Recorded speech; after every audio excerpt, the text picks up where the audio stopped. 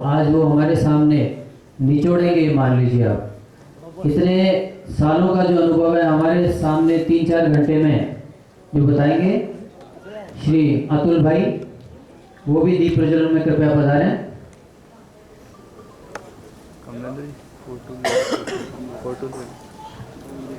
अतुल भाई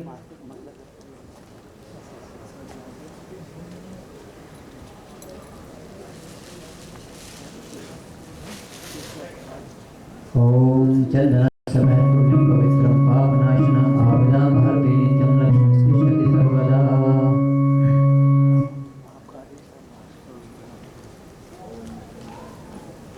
पवित्रम पापनाशनम आविदाम हरते नित्यम लक्ष्मी सर्वदा। देखिए, दीप प्रज्वलन के साथ साथ हम सभी सामूहिक रूप से गायत्री महामंत्र का उच्चारण करेंगे। मानसिक रूप में कर लेंगे क्योंकि हम सभी जूते पहने हुए होंगे, तो मानसिक रूप में 3 बार गायत्री महामंत्र का उच्चारण करेंगे। ओम भूर्भुवः स्वः तत्सवितुर्वरेण्यं भर्गो देवस्य धीमहि धियो यो नः प्रचोदयात्। ओम भूर्भुवः स्वः तत्सवितुर्वरेण्यं भर्गो देवस्य धीमहि धियो यो नः प्रचोदयात्।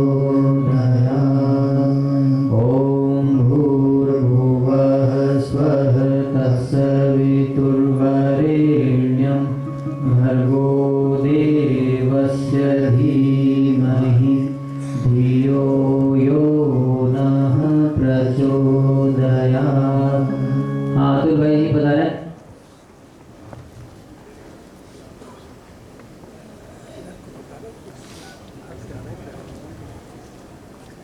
सूक्ष्म देव सत्ताओं का आवाहन हमने दीपक की प्रज्वलित ज्योति के रूप में किया है। देव पूजन का क्रम भी हमारे अतिथिगण संपन्न करें। गुरुदेव माता जी का पूजन कर लेंगे। ओम गुरु ब्रह्मा गुरु विष्णु गुरुरेव महेश्वरः गुरुरेव परब्रह्म तस्मै श्री गुरुवे नमः। अखंडमंडलाकारं व्याप्तं येन चराचरं तत्परं दर्शितं येन तस्मै श्री गुरुवे नमः। ओम यथा सूर्यस्य कान्तिस्तु श्रीरामे विद्यते ह्यः सर्वशक्तिस्वरूपाय देवी भगवत्यै नमः। देवी भगवत्यै नमः। माँ गायत्री का पूजन कर लेंगे। ओम आयातु वरदे देवी त्र्यक्षरे ब्रह्मवादिनी गायत्री छन्दसां मातः ब्रह्मयोनिर्नमोऽस्तुते। ओम श्री गायत्री नमः। आवाहयामि स्थापयामि ध्यायामि पूजयामि ततो नमस्कारं करोमि। मां गायत्री की स्तुति करेंगे। ओम स्तुता मया वरदा वेद माता प्रचोदयन्तां पावमानि द्विजानां आयुः प्राणं प्रजं पशुं कीर्तिं द्रविणं ब्रह्मवचसं मह्यं दत्त्वा प्रदत्त ब्रह्मलोकम्।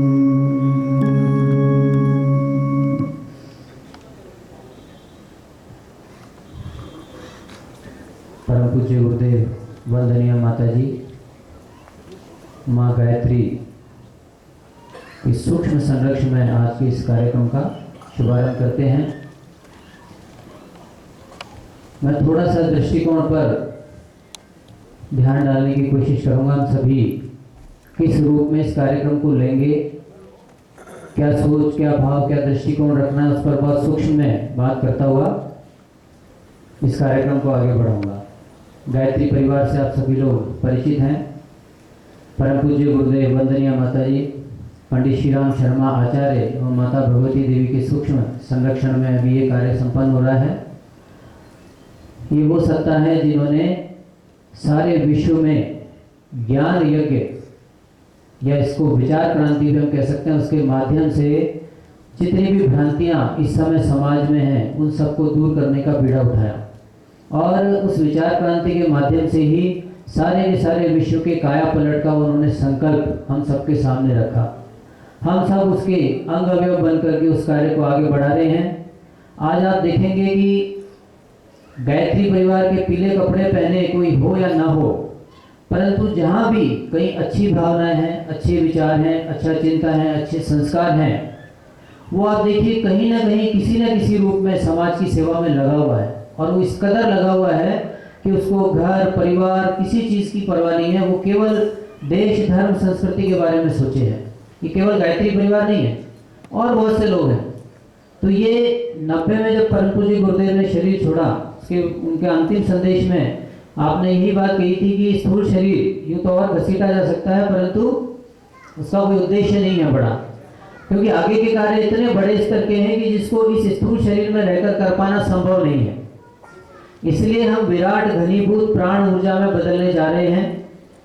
वह शक्ति बराबर अपना कार्य पूरे विश्व स्तर पर करती रहेगी, और उसके अंग अवयव बनकर के जिनमें भी थोड़े बहुत भी शुभ संस्कार हैं, अच्छे संस्कार हैं, उनको हम अंदर से कचोटेंगे, कुरेदेंगे और किसी को भी चैन से सोने नहीं देंगे। जिसमें भी अच्छे संस्कार हैं वो उनका अंतिम संदेश है।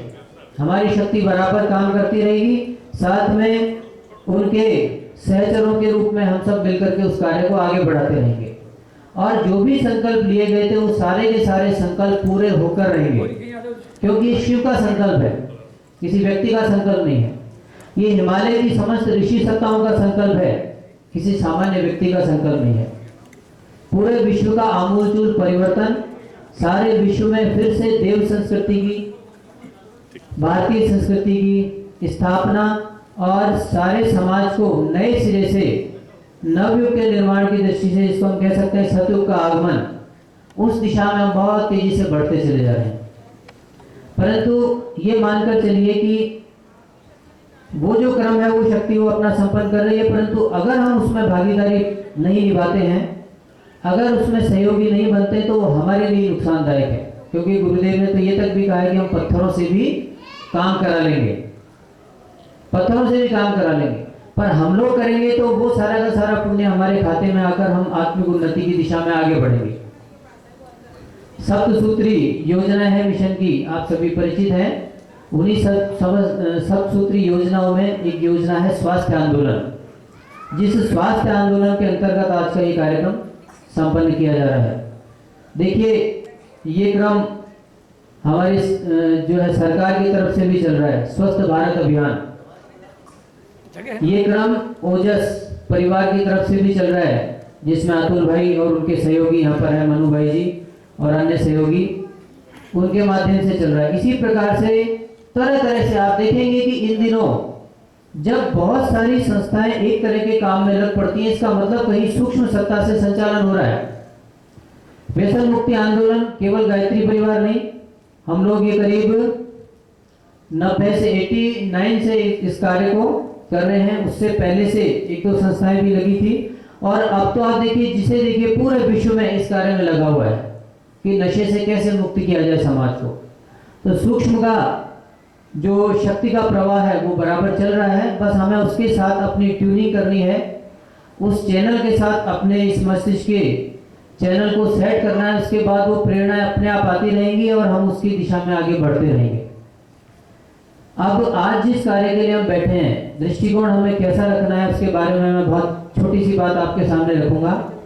हम यहाँ पर बैठे हैं स्वास्थ्य आंदोलन के अंतर्गत अपने आप को स्वस्थ बनाने के लिए, और स्वास्थ्य से संबंधित इतनी भ्रांतिपूर्ण धारणाएं इस समय समाज में हैं, आप आश्चर्य करेंगे जब अभी अतुल भाई जी आपके सामने वो सारी बातें रखेंगे, तो यूं लगेगा कि हम तो कितनी गलतियां कर रहे थे, जबकि हम उनको सही मानते चले आ रहे हैं आज तक। और उसका वो प्रमाण बताएंगे, बल्कि खुद के साथ में, खुद के साथ किस तरह से हुआ, क्या हुआ, वो कहानियां उन्हीं के श्रीमुख से सुनेंगे। तो कहने का तात्पर्य है कि स्वास्थ्य को किस प्रकार हम ठीक करें, उसके मूलभूत जो प्राकृतिक सिद्धांत हैं, उन सिद्धांतों को समझने की आवश्यकता है और कुछ करने की जरूरत नहीं है। यहाँ तक दावे के साथ आपको ये बताएंगे भी कि किसी भी दवा की जरूरत नहीं है। जो हमारा किचन है वही हमारा जो अस्पताल है, वही हमारा दवाई है, वही हमारा सब कुछ। कहीं बाहर जाने की आवश्यकता नहीं। उसी के माध्यम से हम बहुत बड़े बड़े परिवर्तन अपने जीवन में, अपने शरीर में, स्वास्थ्य के लिए कर सकते हैं। स्वस्थ ही नहीं रह सकते बल्कि अपने आप को एनर्जी से भरा हुआ रख सकते हैं। अब आगे बात ये आती है कि हम स्वस्थ भी हो जाएं, रोग भी सारे दूर हो जाएं, एनर्जी से भी हम भर गए, अब क्या करना है? तो कुल मिलाकर के जो बात आती है कि हम स्वस्थ होकर के हमारा ध्यान फिर भोग की तरफ जाता है। और वास्तविकता तो ये है कि हम सब, ज्यादातर लोगों का दृष्टिकोण ये है कि हम स्वस्थ हों तो भोग ज्यादा कर सकें, सारी चीजों का उपभोग जो हम करते चले आ रहे हैं उनका और ज्यादा से ज्यादा बढ़ा सकें। जबकि हमें यहाँ से दृष्टिकोण लेकर जाना है कि हम स्वस्थ होंगे तो योगी बनेंगे, भोगी नहीं बनेंगे। साथ में दूसरी चीज है, अपने स्वास्थ्य के साथ, अपने जो है आंतरिक शक्तियों के अभिवर्धन के साथ साथ अपने उन समस्त शक्तियों का उपयोग हम समाज के कल्याण में करेंगे, समाज को ऊंचा उठाने में लगाएंगे। आज जो वातावरण विकृत हुआ है, जो विश्व उद्यान परमात्मा ने बनाया है, उसको और अच्छे से अच्छा बनाने में लगाएंगे। इस दृष्टिकोण को रखकर आप यहाँ बैठेंगे और इसका लाभ लेंगे, तभी इसका फायदा है। अन्यथा जब भी हम सुख सुविधाओं में होते हैं तो सब भूल जाते हैं कौन तो भगवान है, कौन क्या है। जितनी चीजें हमारे पास है, जितनी सुख सुविधाएं होती हैं, जब भी कभी कष्ट का क्षण आता है तभी भगवान याद आते हैं। तो उसको हमें आज से ही याद भी रखना है, अपने आप को स्वस्थ भी करना है, क्योंकि शरीर भगवान का मंदिर है। यहाँ हमारी आत्मा परमात्मा के अंश के रूप में विराजमान है, इसलिए हमारा दायित्व है कि हम इसको स्वस्थ रखें। पर स्वस्थ रखने के साथ साथ ही इसको हम सेवा में भी लगाएं। ये दोनों बातें हमें ध्यान रखते हुए आज का दृष्टिकोण बनाकर रखना है बराबर, और एक एक चीज को समझना है। डायरी पेन आप लोग मेरे ख्याल से लेकर आए होंगे, क्योंकि यहाँ जो कुछ भी कहा जाएगा वो जरूरी नहीं है सारी बातें याद रह जाएं। तो ऐसी कोई स्थिति नहीं है तो कोई पेन डायरी ऐसी व्यवस्था आप प्रयास कीजिएगा। व्यक्तिगत स्तर पर हम लोग नहीं कर पाए। अब इस कार्यक्रम को आगे बढ़ाते हैं। सबसे पहले एक युग संगीत के माध्यम से अपने भाव संवेदना को जागृत करेंगे।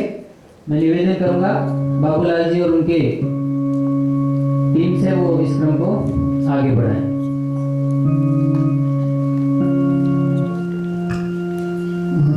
अखंडानंद बोधाय शिष्य संतात्मधाने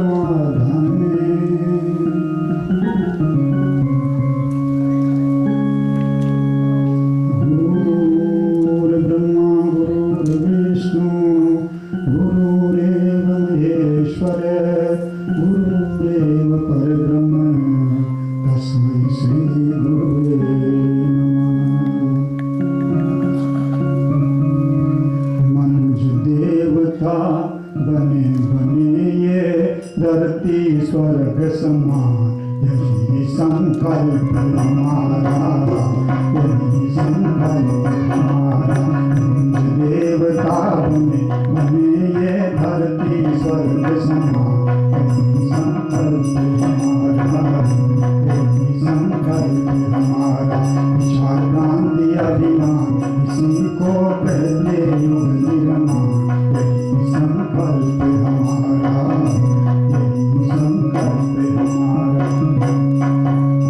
देश दम्भ छल मिटे यहाँ पर न कोई भ्रष्टाचारी हो, देश दम्भ छल मिटे यहाँ पर न कोई भ्रष्टाचारी हो। सभी सुखी हो, सबका हित हो, जन जन पर उपकारी हो। सभी सुखी हो, सबका हित हो, जन जन पर उपकारी हो। मिलजुल कर सब रहे प्रेम से सबको सम्मान, यही संकल्प हमारा, यही संकल्प हमारा। देवता बने ये धरती स्वर्ग समान।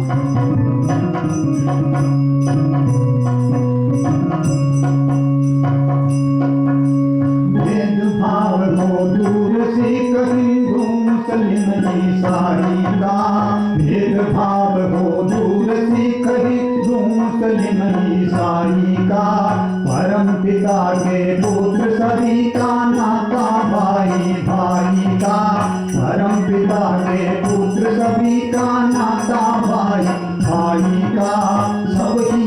एक समान यहाँ जगदीश्वर की संतान, यही संकल्प हमारा, यही संकल्प हमारा।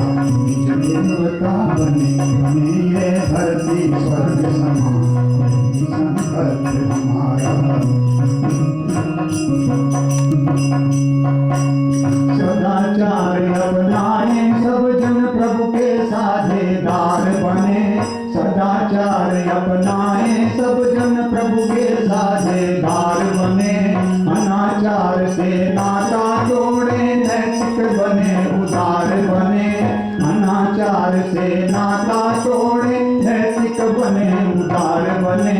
सादा जीवन बने सभी का, सादा जीवन बने सभी का, फैले यही संकल्प हमारा, यही संकल्प हमारा। देवता बने बने ये धरती स्वर्ग समान, यही संकल्प हमारा।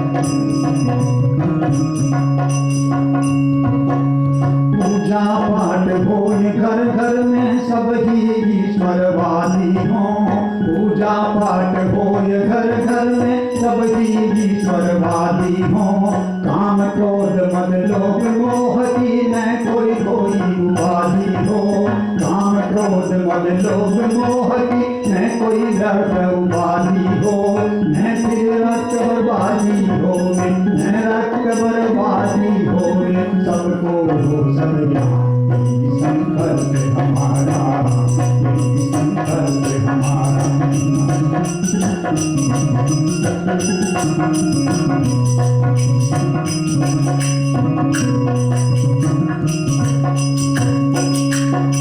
स्वर्ग लोक के गीत नहीं अब इस धरती पर गाना है, स्वर्ग लोक के गीत नहीं अब इस धरती पर गाना है। हमको तो अब अपनी ही धरती को स्वर्ग बनाना है, हमको तो अब अपनी ही धरती को स्वर्ग बनाना है। मनुष्य सद्गुणी बने और हो जीवन का कल्याण, यही संकल्प हमारा, यही संकल्प हमारा। देवता बने बने ये धरती स्वर्ग समान, यही संकल्प हमारा, यही संकल्प हमारा, यही संकल्प हमारा। बोले गुरुदेव की जय, वंदनिया माता जी की जय, गायत्री माता की जय, यज्ञ भगवान की जय।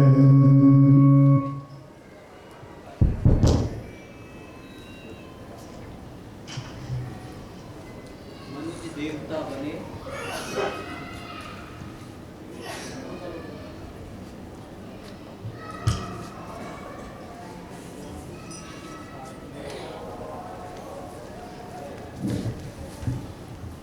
मनुष्य देवता बने बने यह धरती स्वर्ग समान। इसी संकल्प को लेकर हम सभी आगे बढ़ रहे हैं। और मैं निवेदन करूंगा ओजस परिवार के मनु भाई जी से, वो कृपया अपने इस आंदोलन, जो स्वास्थ्य आंदोलन आपने चला रखा है, उसका संक्षिप्त परिचय हम सबके सामने रखेंगे। उसके बाद हम अतुल भाई शाह को आमंत्रित करेंगे, वो इस क्रम को आगे बढ़ाएंगे जिस उद्देश्य के लिए हम वास्तव में बैठे हैं।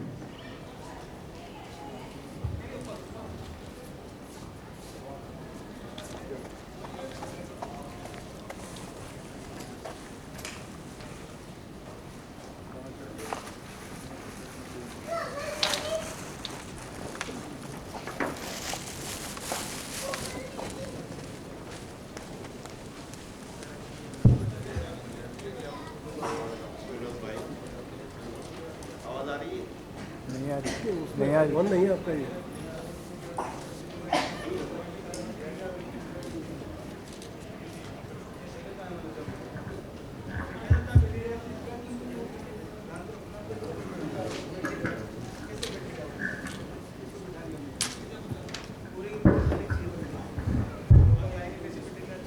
हेलो, आवाज आ रही है? आ रही है। धन्यवाद विनोद भाई शर्मा जी। विनोद भाई शर्मा जो हैं यहाँ के मुख्य कार्यकर्ता हैं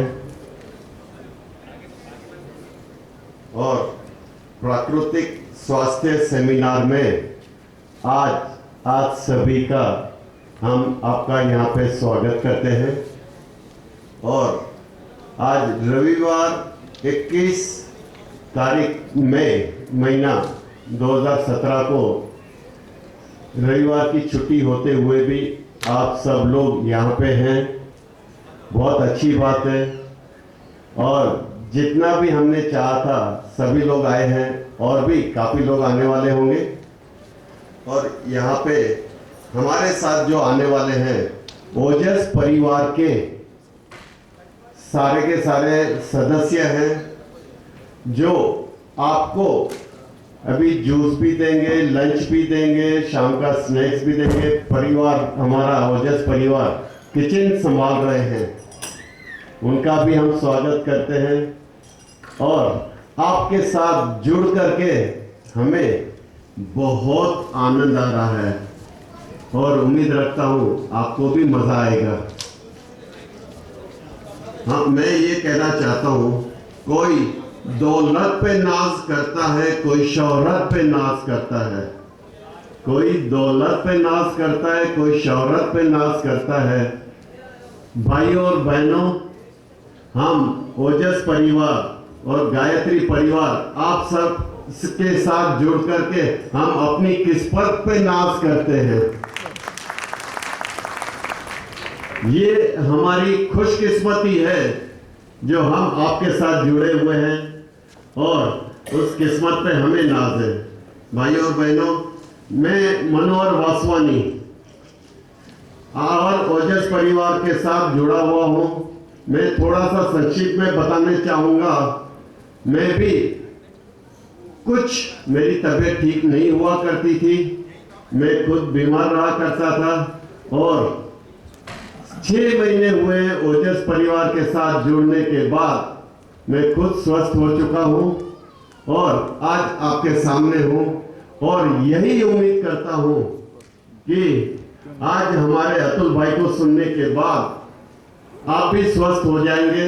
अगर दवाइयाँ ले रहे हैं तो वो भी बगैर दवाइयों के आप निरोगी रहना चाहेंगे या नहीं? भाइयों बहनों, मैं आपसे पूछना चाहता हूं, हाथ ऊपर करें, कितने लोग दवाइयां ले रहे हैं? लगता है तो पूरा ऑडिटोरियम। ऐसा कोई घर छूटा नहीं है जहां पे दवाइयां ना आती हो। और मैं ये नहीं कहता दवाइयाँ अच्छी नहीं है, डॉक्टर अच्छे नहीं है। डॉक्टर अच्छे हैं, दवाइयाँ भी अच्छी है। अगर आपको जब रोग हुआ तब आप डॉक्टर के पास न जाते थे, डॉक्टर आपकी दवाई न करते थे, शायद आज आपकी और हमारी मुलाकात भी नहीं होती थी।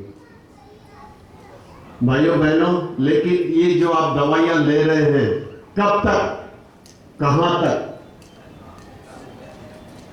हम आप सभी भाई बहन जो अपने घर से निकले, कोई ना कोई वाहन लेके निकले हैं। वाहन यहाँ पे ऑडिटोरियम में तो नहीं लाए, वाहन को आपने बाहर छोड़ रखा है और आप यहाँ पे आए हैं। भाइयों बहनों, दवाइयाँ हमें तब तक लेनी है जब तक हमारा स्वास्थ्य ठीक हो जाए।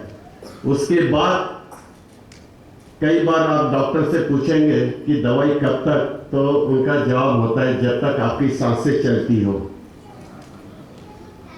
और ओजस परिवार आपके सामने ये चीज जरूर ला रहा है कि आपका स्वास्थ्य ठीक हो। दवाइयां तब तक जरूरत है जब तक आप ठीक हो जाए। बाकी का हमारा जो कार्यक्रम है, स्वस्थ खाएं, हमारा जीवन स्वस्थ रहे और आगे चल के बगैर दवाइयों से हम स्वस्थ बने। आप सब लोग बगैर दवाइयों के स्वस्थ बनना चाहेंगे? Very good. और उनके लिए हमें मार्गदर्शन चाहिएगा। आप सबके बीच पधार चुके हैं, आ चुके हैं, और जिसको हम सुनना चाहते हैं, हमारे कीनोट स्पीकर अतुल भाई शाह। मैं रिक्वेस्ट करूंगा अतुल भाई से, स्टेज आए, स्टेज संभालें और हमारा मार्गदर्शन करें ताकि हम अपना जीवन तंदुरुस्त जी सके। धन्यवाद, शुक्रिया।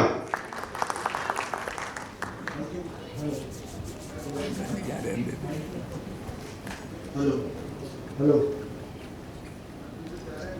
is it okay? Hello sound, hello, धन्यवाद। Hello hello,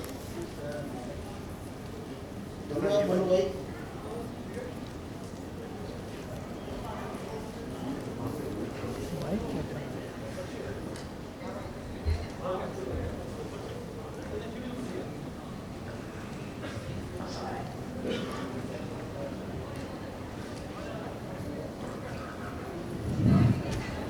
hello, thank you Manu भाई। और आप सभी पधारे हुए स्वास्थ्य प्रेमियों का मैं हार्दिक स्वागत करता हूं। और काफ़ी समय हमारा निकल चुका है, आगे की काफ़ी प्रार्थनाओं में इतना सुंदर कार्यक्रम होगा मैंने कभी कल्पना नहीं की थी। तो गायत्री परिवार के साथ जुड़ने के बाद ये सारे अनुभव हो रहे हैं इस तरीके के। तो अभी ज़्यादा समय लेते हुए हम कार्यक्रम की आगे की शुरुआत करते हैं। ओजस परिवार मनु भाई ने थोड़ा सा संक्षेप में बताया है, लेकिन उसके आगे थोड़ा सा और डिटेल में मैं बताने जा रहा हूँ। मेरे को बैठे में तसल्ली रहेगी। ओजस परिवार जो है, आज जो हम बातें कर रहे हैं, ऐसी कौन सी थेरेपी है, क्या है, कौन सा सिस्टम है, सभी लोगों को स्वास्थ्य का विषय लेकर यहाँ पर बुलावा दिया गया है। लेकिन आगे की जानकारी, ये कौन सा नया थेरेपी वापस आया है, ऐसा क्या होने जा रहा है। तो ये जो आज कार्यक्रम है, ये सिर्फ नेचर के लॉ के बारे में है, ये सृष्टि के नियम के बारे में है। जिन पंचभूतों ने हमें बनाया है, सिर्फ उसी का विज्ञान के बारे में आज हम बात करने वाले हैं। उसके नियम क्या है और हमारे रोजिंदा जिंदगी में अगर आप देखेंगे, जब कार्यक्रम अंत होने आएगा तो आपको कार्यक्रम में आगे आगे हर बातें समझ में आती जाएगी कि हम अपने जीवन में रोज नियमित इस सृष्टि के नियमों को तोड़ते रहते हैं।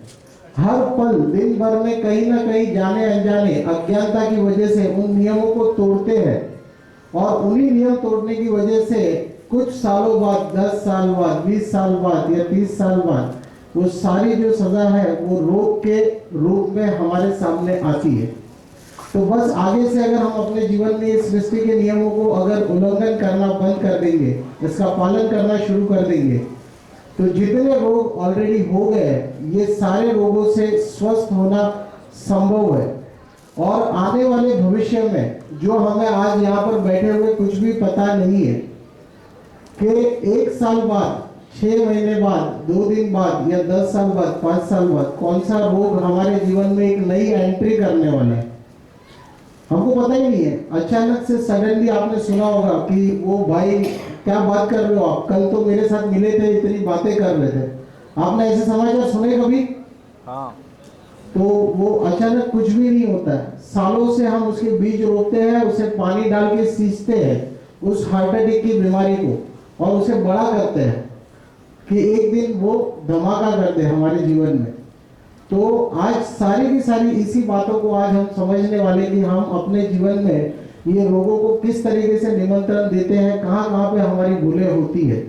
तो कुल मिला के आज का कार्यक्रम बस इसी के बारे में, कोई नई थेरेपी नहीं है। ये हमारा सदियों से चला आता सारा जो विज्ञान है, उसी विज्ञान को आज फिर से हम रिवाइज करने जा रहे हैं, और कुछ भी इसमें नया नहीं है।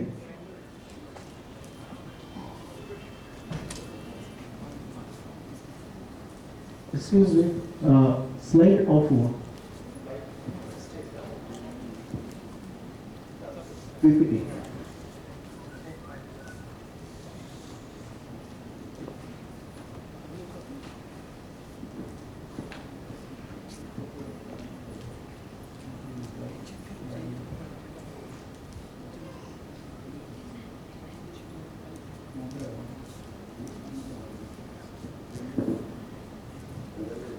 स्वच्छ भारत अभियान, इस कार्यक्रम को एक पहला स्लाइड जो हमने दिया है आज, वो स्वच्छ भारत अभियान।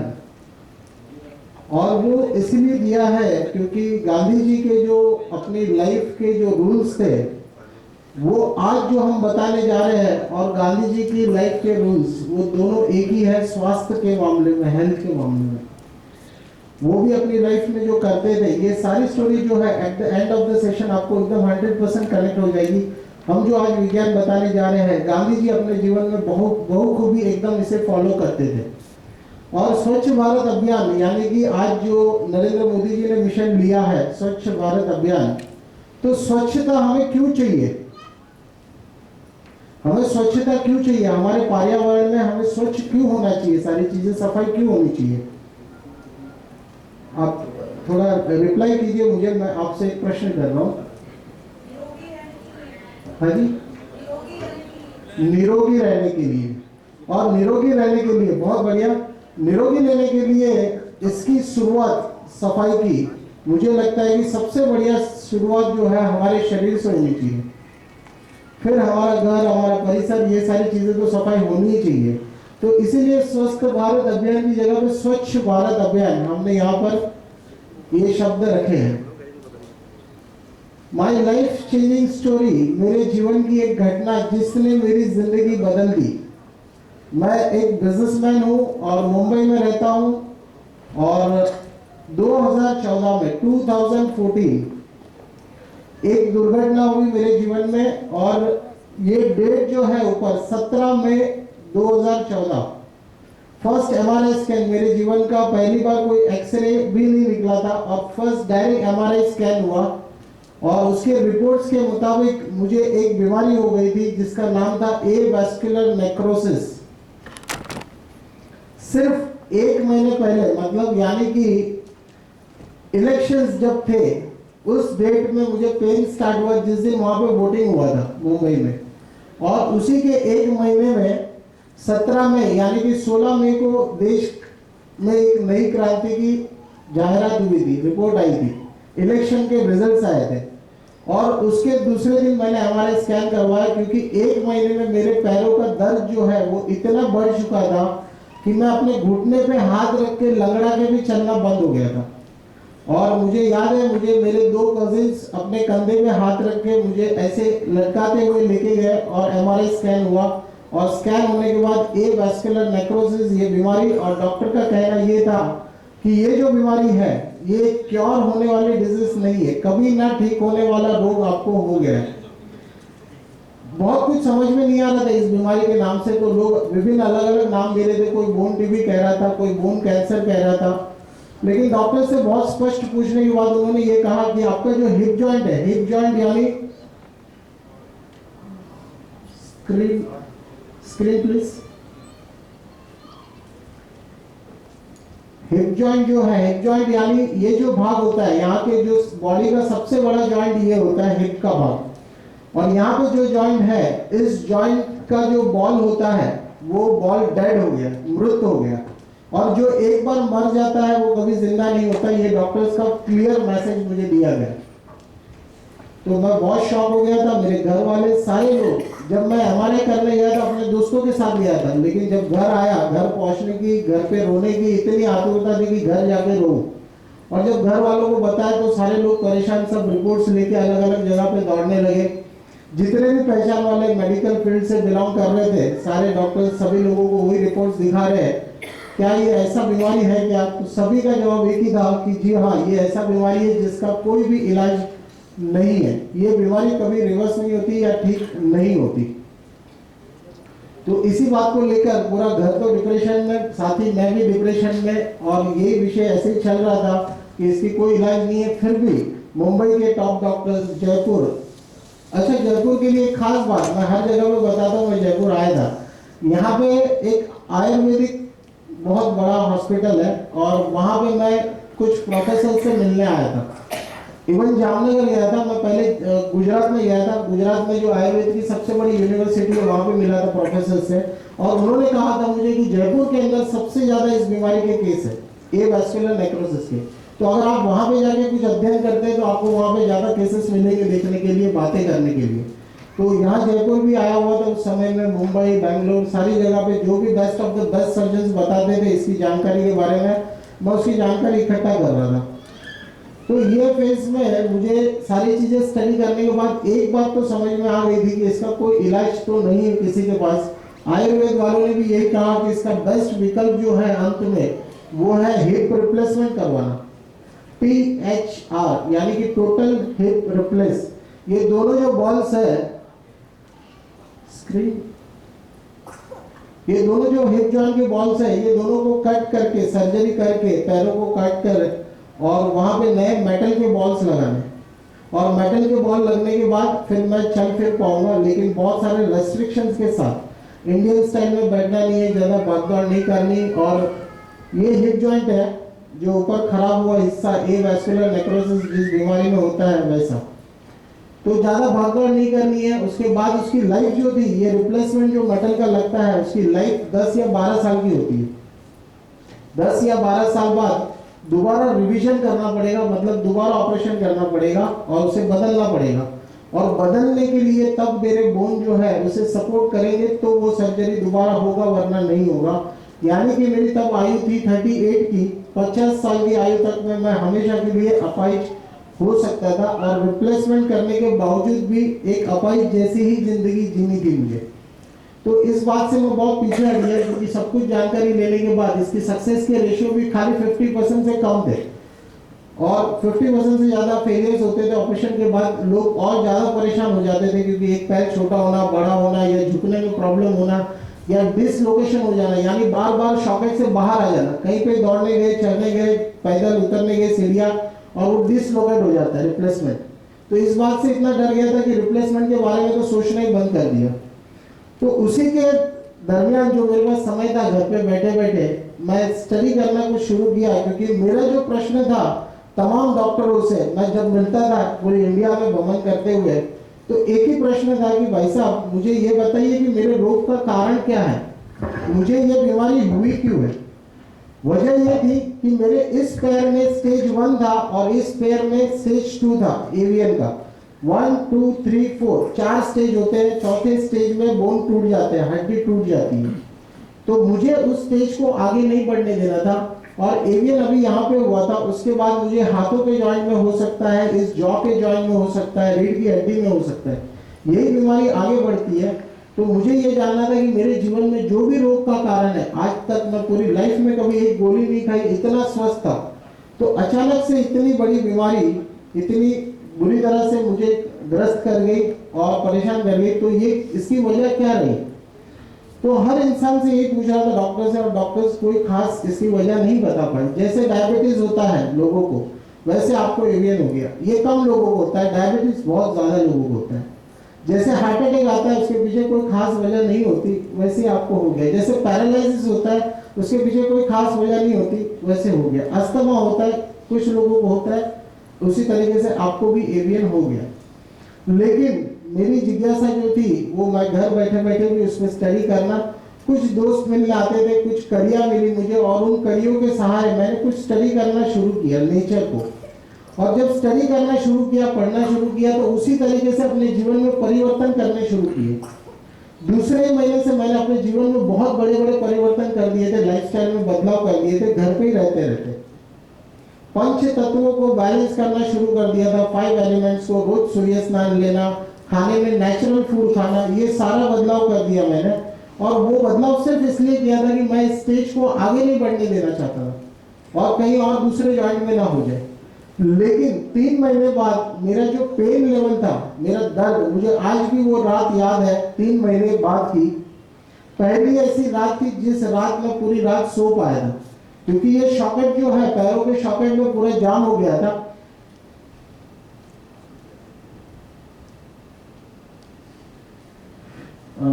हेलो,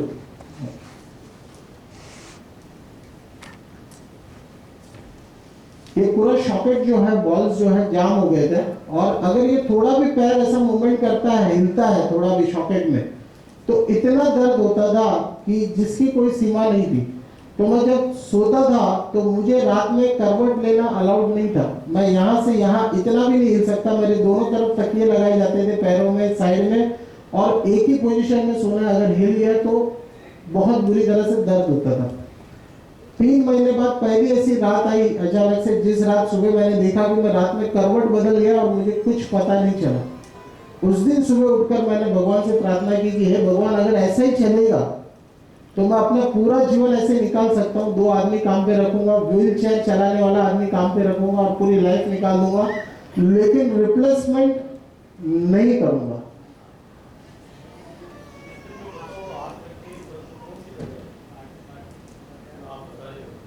हाँ जी, ये बॉल है हिप जॉइंट, ये यहाँ पे फिक्स्ड होता है और ये यहाँ पे फिक्स्ड होता है। ये जो है खराब हो गया बॉल, इस तरीके से डेड हो गया। ये पीछे का खुले का भाग है, बम्प का एरिया है, ये स्पाइनल कॉर्ड, स्पाइन है। तो ये जो बॉल है यहाँ पे जॉइंट है, बॉडी का सबसे बड़ा जॉइंट ये होता है, शरीर का सबसे बड़ा जॉइंट, और ये जॉइंट खराब हो गया था। तो 3 महीने बाद वो पहला दिन आया और मेरा पेन लेवल मैंने अचानक से स्केल किया। 3 महीने पहले जो मेरा दर्द था उसमें लगभग 30-40% दर्द कम हो गया। लगभग 9 महीने लगे, मेरा दर्द जो था इतना कम हो गया कि मैंने घर पे बिल्कुल अच्छे से वॉक करना शुरू कर दिया, भले लंगड़ा के, लेकिन चलना शुरू कर दिया, वो भी वॉकर लेके भी और बिना वॉकर के भी। 11-12 महीने लगभग लगे, मैंने घर से बाहर निकलना शुरू कर दिया, घूमना फिरना शुरू कर दिया। दर्द का लेवल लगभग साल भर में 90% कम हो गया था। 1.5 साल में पूरी लंगड़ाहट खत्म हो गई। 100% जो कभी मैंने जिंदगी में सोचा नहीं था वो चीज मेरे साथ हो गई। आज 3 साल हो गए सिर्फ नेचुरल डाइट के ऊपर और नेचुरल 5 एलिमेंट्स को बैलेंस करते हुए। 3 साल में ये हालत है कि मैं आज आपके सामने जहाँ पे भी दौड़ रहा हूँ, सुबह से जिस तरीके से हम आए हैं यहाँ पे काम में, और आज शाम तक 5 बजे तक कार्यक्रम में आपके सामने यहीं पे रहूंगा। कहीं कोई आराम करने की जरूरत नहीं पड़ती, कहीं बैठने की जरूरत नहीं पड़ती, बिना ऑपरेशन बिना दवाई के इतना स्वस्थ हूँ। आप यहाँ किसी से भी मैं चैलेंज कर सकता हूँ दौड़ लगाने की और कोई दिक्कत नहीं आती, चाहे 5 किलोमीटर दौड़ना हो या 10 किलोमीटर। आपका सेंट्रल पार्क मैं जब भी आता हूँ वहां जाता हूँ और उसका 5 किलोमीटर का एक राउंड कंप्लीट करते हैं और इच्छा रहती है हमेशा कि दूसरा भी राउंड लगाया जाए, तो कोई दिक्कत नहीं होती, बिल्कुल स्वस्थ। तो ये सब कुछ जो हुआ है सिर्फ नेचर के साथ जुड़ के हुआ है और कुछ भी इसके लिए एक्स्ट्रा नहीं किया है। तो बस यही विज्ञान जो है मैंने मुंबई में अपने दोस्तों को, अपने रिश्तेदारों को बताना शुरू किया, और वही बताते बताते वो जो कारवा था वहाँ पे मुंबई में पिछले 1 साल में लगभग 30-35 प्रोग्राम हो गए। सारे इसी तरीके से इतनी ऑडियंस के साथ वहाँ पे कार्यक्रम होते हैं, इसी तरीके से कार्यक्रम हुए और सभी के जो परिणाम है, हर बीमारियों, हर रोग के लिए सभी को उतने बेनिफिट्स मिल रहे हैं। उसके कुछ अनुभव आज हमारे साथ भी है यहाँ पर, तो वो भी हम शेयर करेंगे आपके साथ। तो हमारे रोगों का कारण क्या है, ये एक आपको दिखाई दे रही है, ये इमेज वगैरह क्लियर है, यहाँ पे विजिबिलिटी दिखाई दे रहा है ऊपर भी। तो ये पहचान में आ रहा है ये व्यक्ति कौन है? ये मेरी फोटो है पहले की, मैं 81 kg था पहले, 81 kg, और पेट जो था इतना बाहर था, इतना बाहर आ चुका था। और मुझे कुछ मैंने इसके ओके एक थोड़ा सा पोडियम पे अगर स्पॉटलाइट दे सकते हैं तो मुझे भी देख पाएंगे लोग। तो ये मेरी फोटो है पहले की और 2 साल के बाद की डिफरेंस की, 2-2.5 साल बाद की डिफरेंस की फोटो है। तो आप देख सकते होंगे कि क्या रिवर्सल हुआ है, और ऐसे ही सबके साथ हो रहा है। बीमारियां तो भागती है, लेकिन उसके एक्स्ट्रा में जो ओवरवेट करके एक बीमारी है, एज रिवर्सल, यानी कि यंग दिखाई देने लगते हैं अचानक से नेचर से जुड़ने के बाद, इतना प्रभाव पड़ता है। पहला सुख निरोगी काया कि फर्स्ट स्लाइड जो हमने ऐड की है यहाँ पे, वो है पहला सुख निरोगी काया। पूरी दुनिया में कहते हैं कि 750 करोड़ लोग हैं, छोटे बड़े सबको मिलाकर 750 करोड़ लोग। और इन 750 करोड़ लोगों में आप कहीं पे भी देखें, चाहे वो इंडिया में हो, पाकिस्तान में हो, यूएस में हो, जापान में हो या अफ्रीका में हो, कहीं पे भी हो, ये सारे लोग जो है सुबह उठने से लेकर वापस दोबारा सुबह उठने तक जितने भी कार्य करते हैं, सभी का उद्देश्य एक ही होता है, वो है खुशी की प्राप्ति, सुख की प्राप्ति। छोटे बच्चे से लेकर बड़े तक जो भी काम करते हैं, चाहे पढ़ाई करें, चाहे शादी करें, चाहे जो भी करें, सबका उद्देश्य एक ही होता है, वो है सुख की प्राप्ति। यानी अगर ऐसा कहा जाए कि कोई महात्मा पूजा करते हैं तो वो भी सुख के लिए, कोई चोर अगर चोरी करता है तो वो भी सुख की प्राप्ति के लिए। तो सभी का उद्देश्य एक ही होता है, सुख की प्राप्ति। और उन सुख की अगर लिस्ट बनाई जाए तो उस लिस्ट में जो क्रमांक पहले पे जो आएगा वो है पहला सुख निरोगी काया, यानी हमारी हेल्थ, हमारी बॉडी। अगर ये बॉडी सपोर्ट नहीं करेगा तो दुनिया का बड़े से बड़ा सुख भी हम मना नहीं सकते हैं।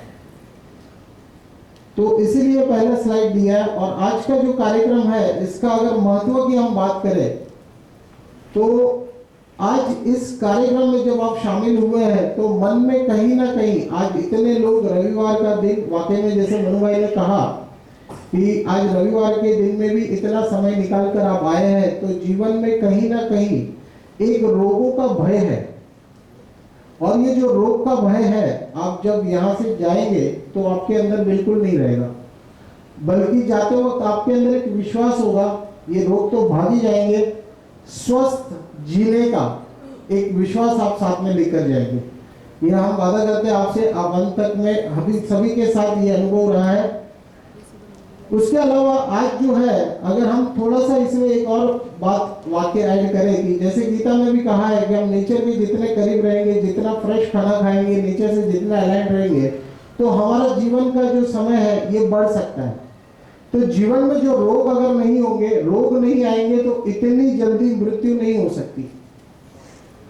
आज अगर समाज में आप देखेंगे तो चारों तरफ लोग जो है, सबकी डेथ, लगभग 99% लोगों की डेथ बीमारियों की वजह से हो रही है, रोगों की वजह से हो रही है, ऑर्गन फेलियर की वजह से हो रही है। कोई ना कोई, किसी की हार्ट की प्रॉब्लम, कोई किडनी प्रॉब्लम, कोई लिवर प्रॉब्लम, कोई ट्यूमर्स, कोई कैंसर, इसी तरीके से विभिन्न बीमारियों की वजह से आज मृत्यु हो रही है। नेचुरल डेथ लगभग जो आज से 50 साल पहले देखी जाती थी, वो आज ना के बराबर दिखाई देती है।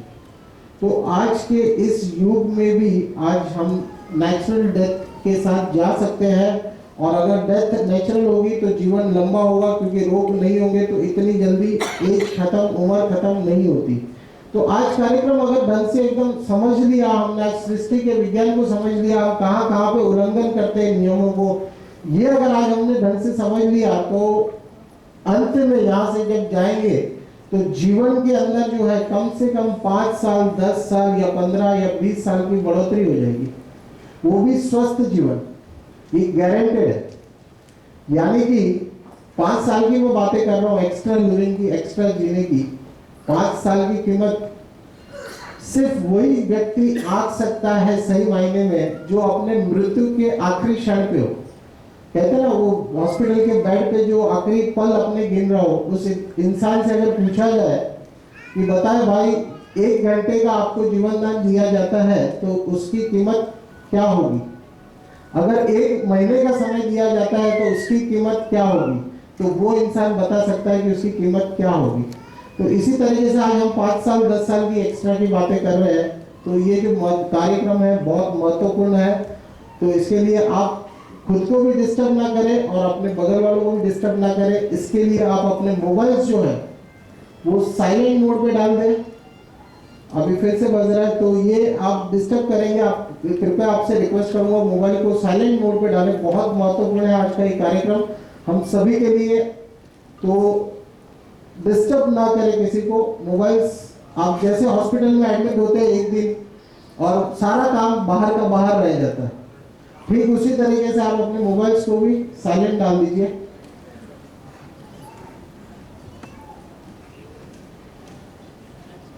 The story of Washington monument. ये वॉशिंगटन में एक बिल्डिंग है और बहुत प्रेशियस ये बिल्डिंग है। इसके ऊपर बहुत सारे टावर्स पे लाइट्स लगे हुए हैं।